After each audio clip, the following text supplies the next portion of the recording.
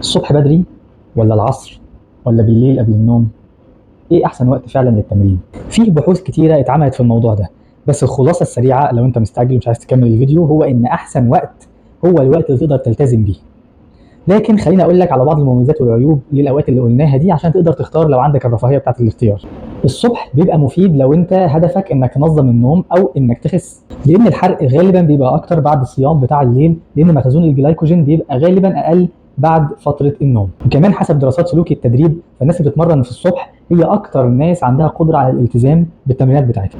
اما فتره العصر او المغرب فدي ممكن تبقى كويسه لو انت عايز تضغط في الاوزان وتزود القوه. في الوقت ده تقريبا بيكون الجسم في افضل حاله للاداء، حراره الجسم بتبقى عاليه والتون بتاع العضلات بيبقى كويس جدا.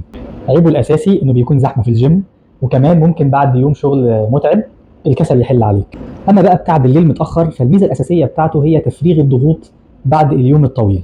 بس خد بالك من نقطه مهمه، ان التمرين الشديد قبل النوم بفتره بسيطه ممكن ياثر على جوده النوم عند بعض الناس.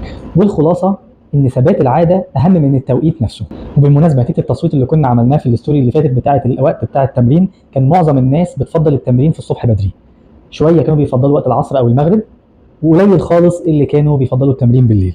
لو عندك اي راي او تعليق بخصوص الموضوع ده هكون مرحب بيه جدا.